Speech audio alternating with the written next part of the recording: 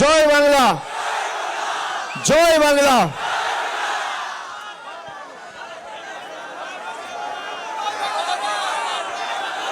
আমি সকলকে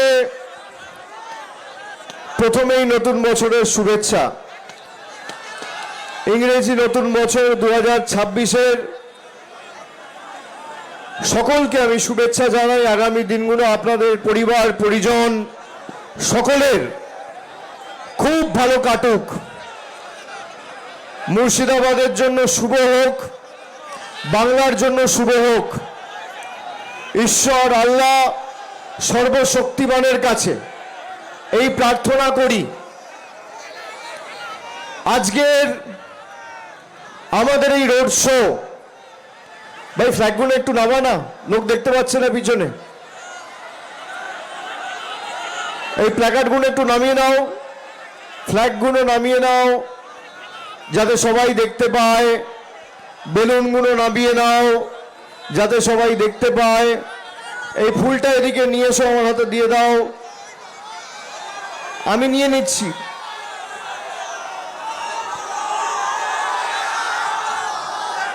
thank you. আমি সকলকেই আপনাদের ধন্যবাদ জানাই যারা আজকে আমাদের এই রোড শোতে অংশগ্রহণ করেছেন, পায়ে পা মিলিয়েছেন। ছাত্র যুব সবাইকে, সমস্ত সম্প্রদায়ের মানুষকে, এবং যে উৎসাহ উদ্দীপনার সাক্ষী আজকে বহরমপুর শহর থাকলো, এটা পরিষ্কার যে বহরমপুর থেকে তৃণমূলের জেতা, এই আসন থেকে তৃণমূলের জেতা শুধু এবার সময়ের অপেক্ষা। আমি প্রথমেই মুর্শিদাবাদের সবাইকে আমার কৃতজ্ঞতা জানাই, প্রণাম জানাই। 24-এ যখন আমি বহরমপুরে এসেছিলাম রোড শো করতে, আপনাদেরকে অনুরোধ করেছিলাম, আমার সাথে এখানে ইউসুফ আছে, ইউসুফের সমর্থনে, ইউসুফ পাঠানের সমর্থনে আমরা সভা করেছিলাম। আপনাদের অনুরোধ করেছিলাম যে বিজেপির এজেন্ডাকে এবার হারানোর দায়িত্ব আপনাদের নিতে হবে। 2021 সালে তৃতীয়বার যে মমতা বন্দ্যোপাধ্যায় সরকার প্রতিষ্ঠা হয়েছিল, তার মধ্যে মুর্শিদাবাদের মানুষের যে ভূমিকা ছিল সেটা কার্যত অনস্বীকার্য। 22টার মধ্যে 20টা আসনে আপনারা আমাদের প্রার্থীকে জিতিয়েছিলেন। আমি অনুরোধ করেছিলাম যে বিজেপির যে ডামি ক্যান্ডিডেট আছে অধীর চৌধুরীকে এখান থেকে হারাতে হবে। আপনারা হারিয়ে অধীর বাবুকে প্রাক্তন করেছেন, তৃণমূলের জোড়া ফুল ফুটিয়েছেন। আমি মুর্শিদাবাদের মানুষকে নত মস্তকে সকলকে প্রণাম জানাই, নত মস্তকে। আপনাদের সবাইকে স্যালুট, কুর্নিশ। আজকে আমার সভায় আসার আগে বেলডাঙ্গায় কিছু অশান্তির ঘটনার খবর আমি পাই। গতকালও হয়েছে। পার্টির তরফ থেকে আমাকে অনেকে সকালে ফোন করে বলে যে আজকে সভাটা করার দরকার নেই, 2 দিন 3 দিন পরে করলে হবে, অনেকে আসতে পারবে না, বেলডাঙ্গায় অনেক গাড়ি আটকে থাকবে। পরবর্তীকালে আমার যতটুকু লোকজনের সাথে পরিচিতি আছে, প্রশাসনিক মহলে যে কটা লোককে আমি চিনি জানি, সংবাদ মাধ্যমের বন্ধুরা যারা আছেন, আমি সবার সাথে সকাল 11টা থেকে কথা বলছি। তারপর খোঁজ নিয়ে দেখলাম এই যে ঘটনাটা ঘটছে এর ইন্ধন দিচ্ছে বিজেপির বাবুরা। আর একটা নতুন গদ্দার তৈরি হয়েছে এই মাটিতে সে। আমি যদি আজকে এখানে না আসতাম তাহলে সেই গদ্দারদের অক্সিজেন দেওয়া হতো। আমি যখন খোঁজ নিয়ে দেখলাম যে এই ঘটনার পিছনে প্রত্যক্ষভাবে তাদের মদত এবং ইন্ধন রয়েছে, যারা কোনোদিন মানুষের পাশে থাকেনি, একটা গদ্দারকে, একটা মির্জাফরকে, একটা বিজেপির ডামি ক্যান্ডিডেটকে তো আপনারা বিদায় দিয়েছেন, আর একটা নতুন গজিয়েছে। সেটাকে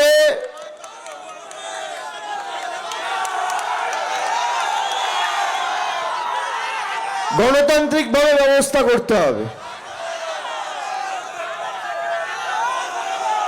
ধর্মে ধর্মে বিভাজন তৈরি করে মানুষকে মানুষের বিরুদ্ধে যারা লেলিয়ে দেয়, তাদের বিরুদ্ধে মুর্শিদাবাদকে এক হতে হবে।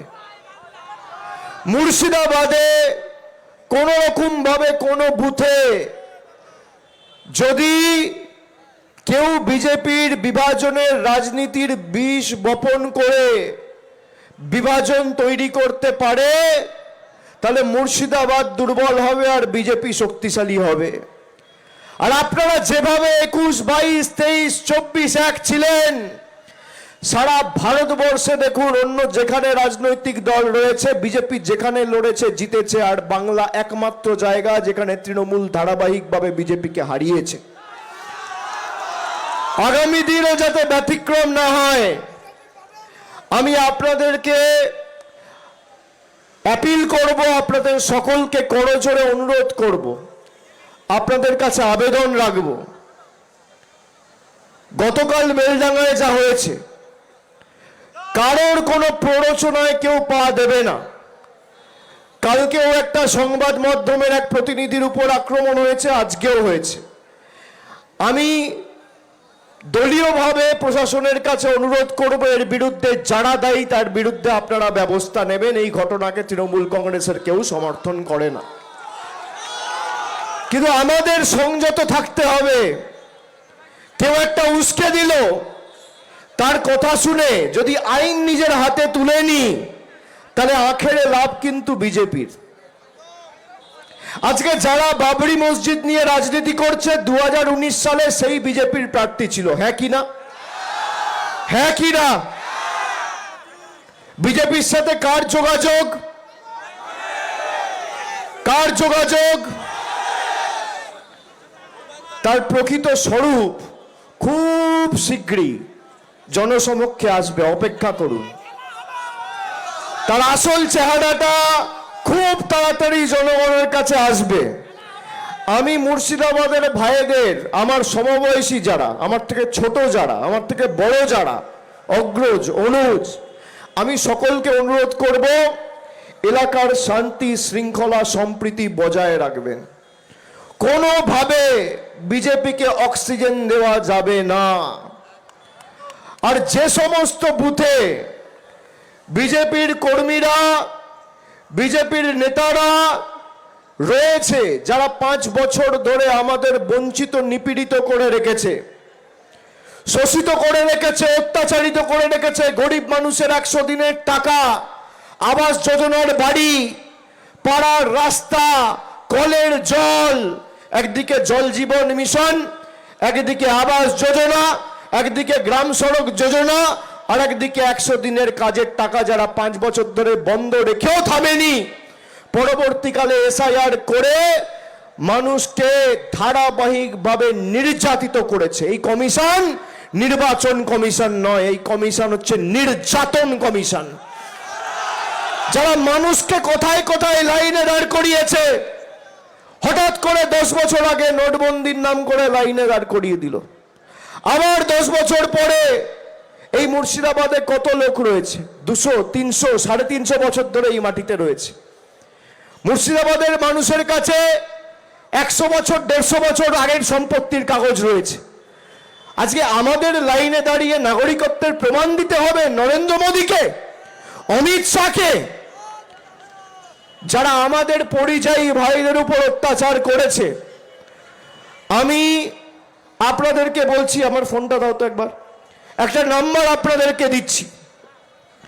জেলা শাসকের পক্ষ থেকে একটা হেল্পলাইন চালু করা হয়েছে, সেই হেল্পলাইন নাম্বারটা সকলে লিখে নিন। আমি নাম্বারটা আপনাদের সকলকে বলে দিচ্ছি। জেলা প্রশাসনের তরফ থেকে, জেলা শাসকের তরফ থেকে পরিযায়ী শ্রমিক ভাইদের জন্য আলাদা হেল্পলাইন নাম্বার চালু করা হয়েছে। এই নাম্বার হচ্ছে 743000, আবার 3টে 030। আমি আবার বলছি, দুটো নাম্বার রয়েছে, একটা হচ্ছে 743, তারপর 5টা 0, তারপর 30। আর একটা নাম্বার হচ্ছে 91478888, তারপর 388, 9147888388, 9147, তারপর 3টে 8, তারপর 3, তারপর 2টো 8। এই নাম্বারে যদি কারোর কোনো অসুবিধা হয় সরাসরি যোগাযোগ করবেন। আমাদের প্রশাসন আপনাদের পাশে যা আইনি সহায়তা দরকার আইনি সহায়তা প্রদান করে আপনাদের বাড়ি ফিরিয়ে আনার ব্যবস্থা করবে। কালকে বেলডাঙ্গার যে ঘটনা, আলাউদ্দিন শেখের যে ঘটনা, আমি শোনার পর সঙ্গে সঙ্গে ঝাড়খণ্ডে মুখ্যমন্ত্রীর কার্যালয়ে কথা বলেছি। আমি তাকে বলেছি, এই ঘটনার পিছনে যদি কেউ দায়ী থাকে আপনি তদন্ত করে তার বিরুদ্ধে ব্যবস্থা নেবেন। তারা আমাদের আশ্বাস দিয়েছেন যত দ্রুত সম্ভব রাজ্য পুলিশ প্রশাসন ঝাড়খণ্ডের কাজ করছে। কিন্তু আইন কেউ হাতে তুলে নেবেন না। আইন হাতে তুলে নিলে লাভ বিজেপির, লাভ এই গদ্দারগুলোর। আপনাদের এটা মাথায় রাখতে হবে, কারোর উস্কানিতে পা দেবেন না। এখানে ইউসুফ আছে, কালকেও আমাকে ফোন করে বলেছে আমি বেলডাঙ্গা যেতে চাই। আমি বলেছি আজকে আমার র্যালি আছে বেলডাঙ্গায়, কালকে যেহেতু ঘটনাটা ঘটেছে তাদের একদিন দুদিন সময় দাও। আজকে আমাদের মিটিংয়ের পর আমাদের বিধায়ক সাংসদ সবাই মিলে আলাউদ্দিন শেখের পরিবারের পাশে গিয়ে দাঁড়াবে এবং রাজ্য প্রশাসনের তরফ থেকে মুখ্যমন্ত্রীর নির্দেশে জেলা প্রশাসন ইতিমধ্যে 2 লক্ষ টাকার আর্থিক সহায়তা এবং তার স্ত্রীকে চাকরি দেওয়ার সিদ্ধান্ত ঘোষণা করেছে। এটাই আমাদের মানবিক সরকার। অপরিকল্পিত এসআইআর এর কারণে আজকে 2 মাসের মধ্যে প্রায় 84 জন মানুষ মারা গেছে। 116টা আত্মঘাতীর ঘটনা ঘটেছে। যারা সুইসাইড অ্যাটেম্প্ট করেছে তার মধ্যে 84 জন মারা গেছে। আপনি ভাবুন, হঠাৎ ইচ্ছা হলো আজকে লাইনে দাঁড়িয়ে নাগরিকত্বের প্রমাণ দিতে হবে। কে হে তুমি, তোমাকে নাগরিকত্বের প্রমাণ দেবে? আমি কি খাবো, আমি কি পড়বো, আমি কোথায় হাঁটবো, আমি কার সাথে কথা বলবো, কি রঙের জামা পরবো, বিজেপির নেতারা ঠিক করবে? আপনি দেখেছেন বিজেপিকে গালাগালি দিয়ে গত 5 বছরে, 7 বছরে, 10 বছরে, 12 বছরে যবে থেকে মোদীর সরকার দেশ চালাচ্ছে, রাজ্য কংগ্রেসের কোন নেতা একটা সাংবাদিক বৈঠক করে এদের বিরুদ্ধে সরব হয়েছে? কোনদিন দেখেছেন অধীর চৌধুরীকে একটা সাংবাদিক বৈঠক করে নরেন্দ্র মোদী, অমিত শাহ বা এসআইআর এ মানুষের হয়রানি হচ্ছে একটা প্রশ্ন তুলেছে? দেখেছেন কেউ? সকাল বিকেল তৃণমূল কংগ্রেস আর মমতা বন্দ্যোপাধ্যায়ের আমার বাব্বা পান্ত করে।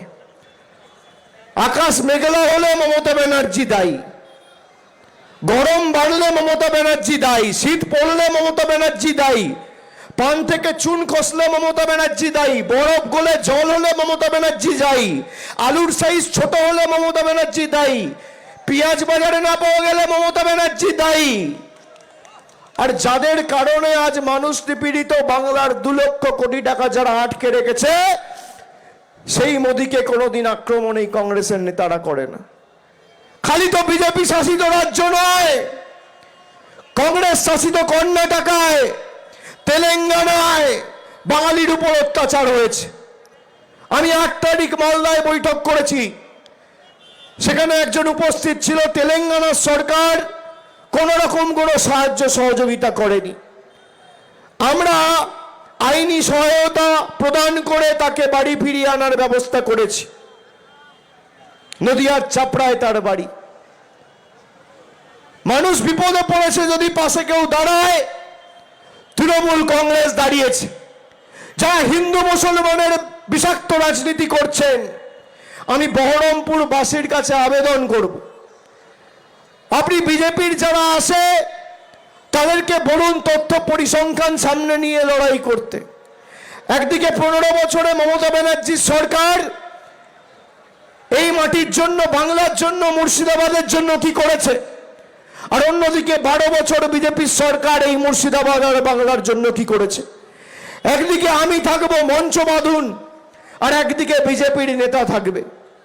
সময় আপনি ঠিক করুন, জায়গা আপনি ঠিক করুন, তারিখ আপনি ঠিক করুন, মঞ্চ আপনি বাঁধুন, সংবাদ মাধ্যম আপনি ঠিক করুন। আমি আমার রিপোর্ট কার্ড নিয়ে যাব, আর মোদি বাবুর প্রতিনিধিরা তার রিপোর্ট কার্ড নিয়ে আসবে। বোকাট্টা করে মাঠের বাইরে বার করব তথ্য পরিসংখ্যানের নিরিখে লড়াই হলে, নইলে মানুষের কাছে মুখ দেখাবো না। যদি নির্বাচনে লড়াই করতে হয় তাহলে তথ্য পরিসংখ্যানকে সামনে রেখে লড়াই করতে হবে, হিন্দু মুসলমান নয়। আজকে যাদের বলিদানে আমাদের দেশ স্বাধীন হয়েছিল, তারা দেশে কোনোদিন হিন্দু মুসলমান করেনি। বিজেপির যে নেতারা মুর্শিদাবাদকে ব্যঙ্গ বিদ্রুপ করে, মুর্শিদাবাদ মালদার মানুষকে বাংলাদেশি বলে আখ্যায়িত করে, তাদেরকে জিজ্ঞেস করুন তো, যে গাড়িতে করে ঘোরো সে গাড়িটা কে বানিয়েছে? একবার জিজ্ঞেস করেছো তার ধর্মটা কি, হিন্দু না মুসলমান? দোকান থেকে জল তেষ্টা পেলে জল কিনে খাও, যে বিক্রেতা তার ধর্ম কি, হিন্দু না মুসলমান? রাত্রে যদি একটা আমার পরিবারের কেউ দুরারোগ্য ব্যাধিতে আক্রান্ত হয়, অ্যাম্বুলেন্স ডাকতে হয়, অ্যাম্বুলেন্স চালকের ধর্ম কি, হিন্দু না মুসলমান? জিজ্ঞেস করেছো? আমার বাড়িতে যদি আগুন লাগে ফায়ার ব্রিগেড ডাকবে, ফায়ার ব্রিগেডের চালকের ধর্ম কি, হিন্দু না মুসলমান? যেখান থেকে মিটিং করে যে মঞ্চে দাঁড়িয়ে মমতা ব্যানার্জিকে গালি দাও, সেই মঞ্চ যে বেঁধেছে তার ধর্ম কি, হিন্দু না মুসলমান? যে বাড়িতে থাকছো তার ছাদ যে মিস্ত্রি তৈরি করেছে তার ধর্ম কি, হিন্দু না মুসলমান? যে জামাটা পরেছো, যে দর্জি সেই জামা বানিয়েছে তার ধর্ম কি, হিন্দু না মুসলমান? জিজ্ঞেস করো, জিজ্ঞেস করো। যে প্যান্টটা পরেছো, যে প্যান্টটা বানিয়েছে, দর্জির ধর্ম কি, হিন্দু না মুসলমান? বিজেপির নেতারা জিজ্ঞেস করো। যদি ধর্মের ভিত্তিতে কাপড় জামা পরতে হয়, উলঙ্গ হয়ে থাকতে হবে বিজেপির নেতাদের। ধর্মের ভিত্তিতে খেতে হয়, ধর্মের ভিত্তিতে বাজার থেকে আলু, পটল, পেঁয়াজ, মাংস, মাছ, ডিম কিনতে হয়। কি করবেন? আমাদের বাংলা সাম্প্রদায়িক সম্প্রীতির বাংলা, নানা ভাষা, নানা মত, নানা পরিধান, বিবিধের মাঝে দেখো মিলন মহান। বৈচিত্র্যের মধ্যে একতাই আমাদের মূল মন্ত্র। আপনারা বিজেপির ডামি ক্যান্ডিডেটকে এখানে হারিয়েছেন। সেই বিজেপির ডামি ক্যান্ডিডেট 2023 সালে সাংবাদিক বৈঠক করে বলেছিল, অভিজিৎ গাঙ্গুলি যদি ভোটে দাঁড়ায় তাহলে অধীর চৌধুরী সবার আগে লাইনে দাঁড়িয়ে অভিজিৎ গাঙ্গুলিকে ভোট দেবে। অভিজিৎ গাঙ্গুলি কোন দলের হয়ে প্রার্থী হয়েছে?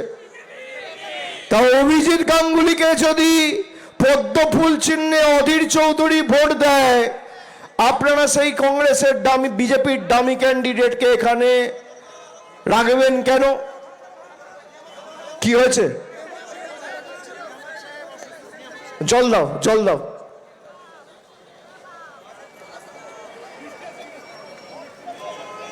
একটু জল খাওয়াও।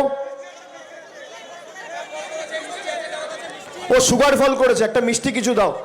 দেখো আমার গাড়িতে থাকবে, একটা লজেন্স টজেন্স কিছু হলে দাও ইমিডিয়েট।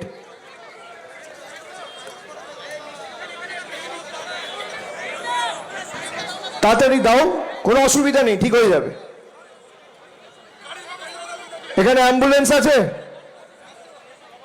আমাদের কোনো অ্যাম্বুলেন্স আছে এখানে? ব্যবস্থা করো, নিয়ে এসো।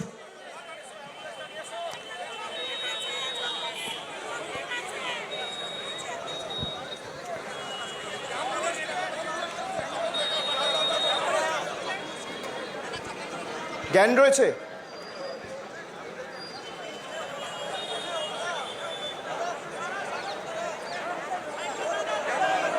ভাই একটু রাস্তা করে দাও, সবাইকে অনুরোধ করছি, অ্যাম্বুলেন্সটা আসতে দাও।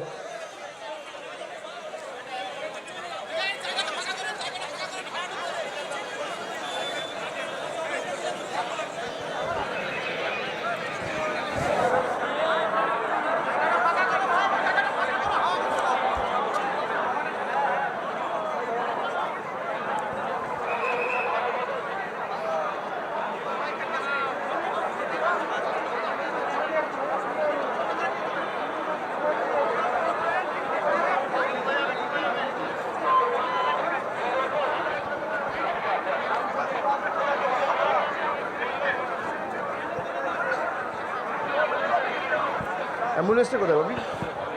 অ্যাম্বুলেন্সটা কোথায়?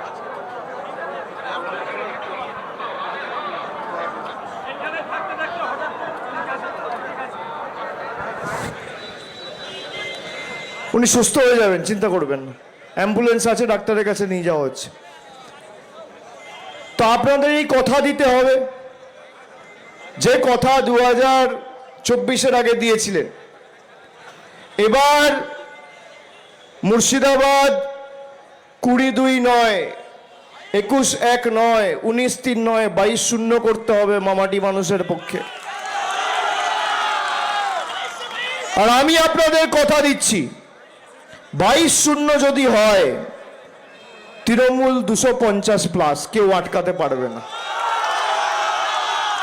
আপনাদের দায়িত্ব 22-0 করা, আমার দায়িত্ব 250+ করা। আর এসআইআর নিয়ে কেউ চিন্তা করবেন না, অযথা চিন্তা করার কোনো কারণ নেই। প্রত্যেকটা হিয়ারিং সেন্টারের বাইরে তৃণমূল কংগ্রেসের ক্যাম্প রয়েছে, প্রত্যেকটা অঞ্চলের বাইরে মানে অঞ্চলে ওয়ার্ডে তৃণমূলের ক্যাম্প রয়েছে। মুর্শিদাবাদ জেলা জুড়ে যত অঞ্চল ওয়ার্ড রয়েছে, যত হিয়ারিং সেন্টার রয়েছে, সব জায়গায় আমাদের ক্যাম্প রয়েছে। যদি কারোর কোনো অসুবিধা হয়, নথিপত্র পেতে ক্যাম্পে যোগাযোগ করবেন। সরকারের তরফ থেকে সহায়তা কেন্দ্রে মে আই হেল্প ইউ এর হেল্প ডেস্ক করা হয়েছে, সেখানে যোগাযোগ করবেন। সবার নাম ফাইনাল ভোটার লিস্টে আসবে। আমার এই মাটির প্রতি যতটা অধিকার, আপনাদের সকলের এই মাটির প্রতি ততটাই অধিকার। এই মাটির প্রতি প্রধানমন্ত্রী, স্বরাষ্ট্রমন্ত্রী, মুখ্যমন্ত্রী, রাজ্যপাল, রাষ্ট্রপতির যা অধিকার, আপনাদের সকলের একই অধিকার। আমরা সকলেই এই মাটির সন্তান, এই দেশের নাগরিক। নতুন করে নাগরিকত্বের প্রমাণ কাউকে দিতে হবে না। কোনো রকম কোনো সহায়তা চাইলে তৃণমূল কংগ্রেসের ক্যাম্পে গিয়ে যোগাযোগ করবেন। কিন্তু যারা আমাদের অত্যাচার করেছে, সারা দেশের জন্য এসআইআর এর নিয়ম আলাদা, আর বাংলায় যারা রয়েছেন তাদের জন্য এসআইআর এর নিয়ম আলাদা। আপনি দেখুন, মুর্শিদাবাদ এলাকা জুড়ে, মুর্শিদাবাদ জেলা জুড়ে, শামশেরগঞ্জ, ফারাক্কা, যেখানে নদী ভাঙন বড় সমস্যা, আজকে সেখানে সরকারি সাহায্য তো দূরের কথা, জমি দেওয়ার যে কাজ, সেটাও ফারাক্কা ব্যারেজকে চাপে রেখে কেন্দ্র সরকার যাতে মানুষ জায়গা না পায়, জমি না পায়, সেটা সুনিশ্চিত করছে।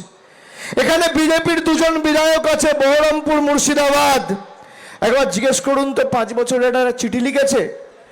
নদী ভাঙনের কারণে যারা ক্ষতিগ্রস্ত, যাদের পুনর্বাসনের জন্য জায়গা দরকার আছে, যাদের প্রয়োজনীয়তা রয়েছে, তাদের জমি, তাদের জায়গা ফারাক্কা ব্যারেজকে দিয়ে আটকে রাখা হচ্ছে।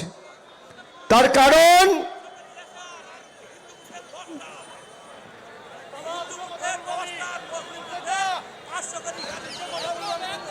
এর কারণ কি?